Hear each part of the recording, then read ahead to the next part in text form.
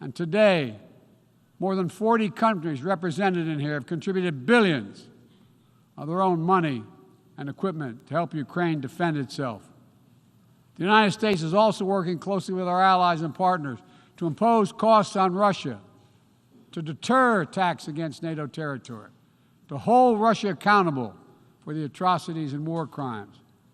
Because if nations can pursue their imperial ambitions without consequences, then we put at risk everything this very institution stands for, everything. Every victory won on the battlefield belongs to the courageous Ukrainian soldiers. But this past year, the world was tested as well, and we did not hesitate. We chose liberty. We chose sovereignty. We chose principles to which every party to the United Nations Charter is beholding. We stood with Ukraine. Like you, the United States wants this war to end on just terms, on terms we all signed up for, that you cannot seize a nation's territory by force. That the only country standing in the way of that is Russia. So we, each of us in this body, who's determined to uphold the principles and beliefs we pledge to defend as members of the United Nations, must be clear, firm, and unwavering in our resolve. Ukraine has the same rights that belong to every sovereign nation. We will stand in solidarity with Ukraine. We will stand in solidarity against Russia's aggression, period. Now, it's no secret that in the contest between democracy and autocracy, the United States and I, as President, champion a vision for our world that's grounded in the values of democracy. The United States is determined to defend and strengthen democracy at home and around the world, because I believe democracy remains humanity's greatest instrument to address the challenges of our time. We're working with the G7 and like-minded countries to prove democracies can deliver for their citizens, but also deliver for the rest of the world as well. But as we meet today, the UN Charter's very basis of a stable and just rule-based order is under attack by those who wish to tear it down or distort it for their own political advantage. And the United Nations Charter was not only signed by democracies of the world, it was negotiated among citizens, dozens of nations with vastly different histories and ideologies, united in their commitment to work for peace. As President Truman said in 1945, the UN Charter, and I quote, is proof that nations like men can state their differences, can face them, and then can find common ground on which to stand, end of quote. That common ground was so straightforward, so basic, that today 193 of you, 193 member states have willingly embraced its principles. And standing up for those principles for the UN Charter is the job of every responsible member state. I reject the use of violence and war to conquer nations or expand borders through bloodshed, to stand against global politics of fear and coercion, to defend the sovereign rights of smaller nations as equal to those of larger ones, to embrace basic principles like freedom of navigation, respect for international law, and arms control. No matter what else we may disagree on, that is the common ground upon which we must stand. If you're still committed to a strong foundation for the good of every nation around the world, then the United States wants to work with you. I also believe the time has come for this institution to become more inclusive so that it can better respond to the needs of today's world. Members of the UN Security Council, including the United States, should consistently uphold and defend the UN Charter and refrain from the use of the veto, except in rare, extraordinary situations, to ensure that the Council remains credible and effective. That is also why the United States supports increasing the number of both permanent and non-permanent representatives of the Council. This includes permanent seats for those nations we have long supported and permanent seats for countries in Africa, Latin America, and the Caribbean. The United States is committed to this vital work. In every region, we've pursued new, constructive ways to work with partners to advance shared interests, from elevating the Quad in the Indo-Pacific to signing the Los Angeles Declaration of Migration and Protection at the Summit of the Americas, to joining a historic meeting of 9 Arab leaders to work toward a more peaceful, integrated Middle East, to hosting the U.S.-Africa Leaders Summit in this December. As I said last year, the United States is opening an era of relentless diplomacy to address the challenges that matter most to people's lives, all people's lives. Tackling climate crisis, as the previous speaker spoke to, strengthening global health security, feeding the world. We made that priority, and 1 year later, we're keeping that promise. From the day I came to office, we've led with bold climate agenda. We rejoined the Paris Agreement, convened the major climate summits, helped deliver critical agreements on the COP26. We helped get 2/3 of the world's GDP on track to limit warming to 1.5 degrees Celsius. And now, I've signed a historic piece of legislation here in the United States that includes the biggest, most important climate commitment we have ever made in the history of our country, $369 billion toward climate change. That includes tens of billions in new investments in offshore wind and solar, doubling down on zero-emission vehicles, increasing energy efficiency, supporting clean manufacturing. Our Department of Energy estimates that this new law will reduce U.S. emissions by 1 gigaton a year by 2030, while unleashing a new era of clean energy-powered economic growth. Our investments will also help reduce the cost of developing clean energy technologies worldwide, not just in the United States. This is a global game changer, and none too soon. We don't have much time. We all know we're already living in a climate crisis. No one seems to doubt it after this past year. Much of Pakistan is still underwater, needs help. Meanwhile, the Horn of Africa faces unprecedented drought. Families are facing impossible choices, choosing which child to feed and wondering whether they'll survive. This is the human cost of climate change, and it's growing, not lessening. So, as I announced last year, to meet our global responsibility, my administration is working with our Congress to deliver more than $11 billion a year to international climate finance, to help lower-income countries implement their climate goals and ensure a just energy transition. The key part of that will be our PEPFAR plan, which will help 500 million people in especially vulnerable countries adapt to the impacts of climate change and build resilience. This need is enormous. So let this be the moment we find within ourselves the will to turn back the tide of climate devastation, and unlock a resilient, sustainable, clean energy economy to preserve our planet. On global health, we've delivered more than 620 million doses of COVID-19 vaccine to 116 countries around the world, with more available to help meet countries' needs. All free of charge, no strings attached, and we're working closely with the G20 and other countries in the United States help lead the change to establish a groundbreaking new fund for pandemic prevention, preparedness, and response at the World Bank. At the same time, we've continued to advance the ball on enduring global health challenges.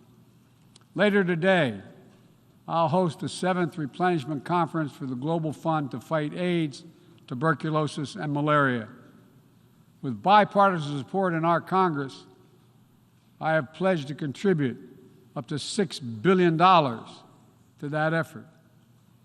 So I look forward to welcoming a historic round of pledges at the conference, resulting in one of the largest global health fundraisers ever held in all history. We're also taking down the food crisis head on, with as many as 193 million people around the world experiencing acute food insecurity, a jump of 40 million in a year. Today I'm announcing another $2.9 billion in U.S. support for life-saving humanitarian and food security assistance for this year alone. Russia, in the meantime, is pumping out lies, trying to pin the blame for the crisis, the food crisis, on the sanctions imposed by many in the world for the aggression against Ukraine. So let me be perfectly clear about something. Our sanctions explicitly allow Russia the ability to export food and fertilizer. No limitation. It's Russia's war that is worsening food insecurity, and only Russia can end it. I'm grateful for the work here at the UN, including your leadership, Mr. Secretary General, establishing a mechanism to export grain from Black Sea ports in Ukraine that Russia had blocked for months, and we need to make sure it's extended. We believe strongly in the need to feed the world. That's why the United States is the world's largest supporter of the World Food Program, with more than 40% of its budget. We're the leading support of the UNICEF efforts to feed children around the world. To take on a larger challenge of food insecurity, the United States introduced a call to action, a roadmap eliminating global food insecurity, that more than 100 nation member states have already supported. In June, the G7 announced more than $4.5 billion to strengthen food security around the world through USAID's Feed the Future initiative. The United States is scaling up innovative ways to get drought and heat-resistant seeds into the hands of farmers who need them, while distributing fertilizer and improving fertilizer efficiency so that farmers can grow more while using less. And we're calling on all countries to refrain from banning food exports or hoarding grain while so many people are suffering. Because in every country in the world, no matter what else divides us, if parents cannot feed their children, nothing else matters. If parents cannot feed their children. As we look to the future, we're working with our partners to update and create rules of the road for new challenges we face in the 21st century. We launched the Trade and Technology Council with the European Union to ensure that key technologies are developed and governed in the way that benefits everyone.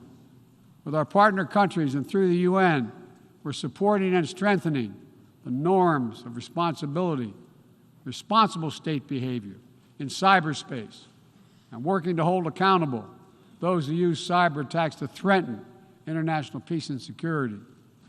With partners in the Americas, Africa, Europe, and the Middle East, and the Indo-Pacific, we're working to build a new economic ecosystem where every nation gets a fair shot, and economic growth is resilient, sustainable, and shared. That's why the United States has championed a global minimum tax, and we will work to see it implemented so major corporations pay their fair share everywhere. It's also been the idea behind the Indo-Pacific Economic Framework, which the United States launched this year with 13 other Indo-Pacific economies. We're working with our partners in ASEAN and the Pacific Islands to support a vision for a critical Indo-Pacific region that is free and open, connected and prosperous, secure and resilient. Together with partners around the world, we're working to secure resilient supply chains that protect everyone from coercion or domination, and ensure that no country can use energy as a weapon.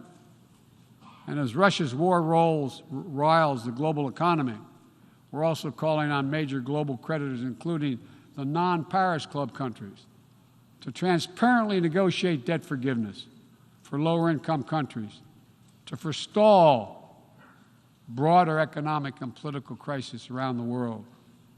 Instead of infrastructure projects that generate huge and large debt without delivering on the promised advantages, let's meet the enormous infrastructure needs around the world with transparent investments, high-standard projects that protect the rights of workers and the environment, keyed to the needs of the communities they serve, not to the contributor. That's why the United States, together with fellow G7 partners, launched a Partnership for Global Infrastructure and Investment. We intend to collectively mobilize $600 billion in investment through this partnership by 2027. Dozens of projects are already underway. Industrial-scale vaccine manufacturing in Senegal, transformative solar projects in Angola, first-of-its-kind small modular nuclear power plant in Romania. These are investments that are going to deliver returns not just for those countries, but for everyone. The United States will work with every nation, including our competitors, to solve global problems like climate change. Climate diplomacy is not a favor to the United States or any other nation, and walking away hurts the entire world. Let me be direct about the competition between the United States and China. As we manage shifting geopolitical trends, the United States will conduct itself as a reasonable leader. We do not seek conflict. We do not seek a Cold War. We do not ask any nation to choose between the United States or any other partner. But the United States will be unabashed in promoting our vision of a free, open, secure, and prosperous world and what we have to offer communities of nations. Investments that are designed not to foster dependency, but to alleviate burdens and help nations become self-sufficient. Partnerships not to create political obligation, but because we know our own success. Each of our successes increased when other nations succeed as well. When individuals have the chance to live in dignity and develop their talents, everyone benefits. Critical to that is living up to the highest goals of this institution, increasing peace and security for everyone, everywhere. The United States will not waver in our unrelenting determination to counter and thwart the continuing terrorist threats to our world. And we will lead with our diplomacy to strive for peaceful resolution of conflicts. We seek to uphold peace and stability across the Taiwan Straits. We remain committed to our One China policy, which has helped prevent conflict for 4 decades. And we continue to oppose unilateral changes in the status quo by either side. We support an African Union-led peace process to end the fighting in Ethiopia, restore security for all its people.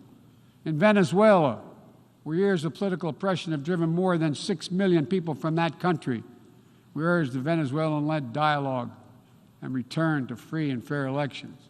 We continue to stand with our neighbor in Haiti as it faces political, fueled gang violence and an enormous human crisis. And we call on the world to do the same. We have more to do. We'll continue to back the UN-mediated truce in Yemen, which has delivered precious months of peace to people that have suffered years of war.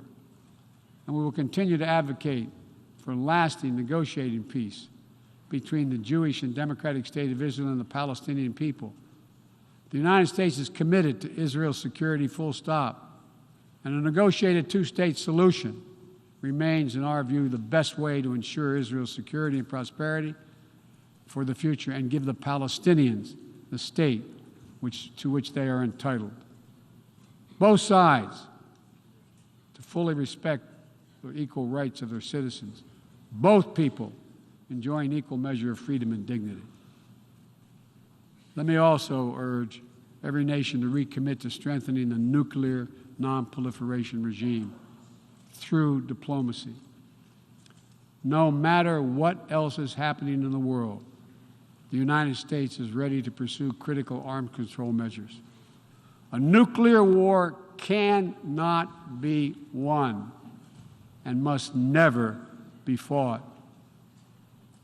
The 5 permanent members of the Security Council just reaffirmed that commitment in January.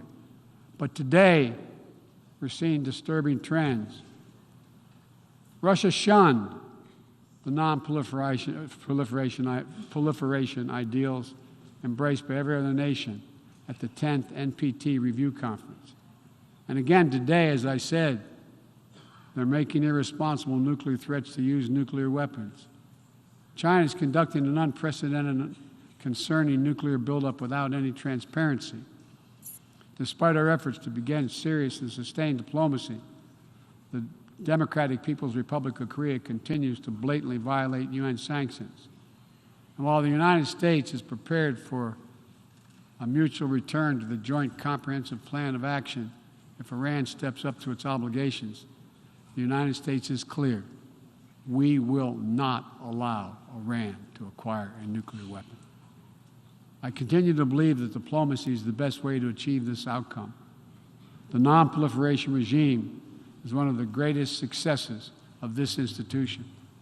We cannot let the world now slide backwards, nor can we turn a blind eye to the erosion of human rights.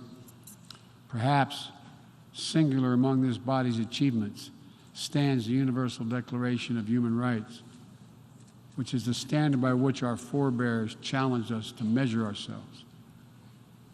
They made clear in 1948, human rights are the basis for all that we seek to achieve.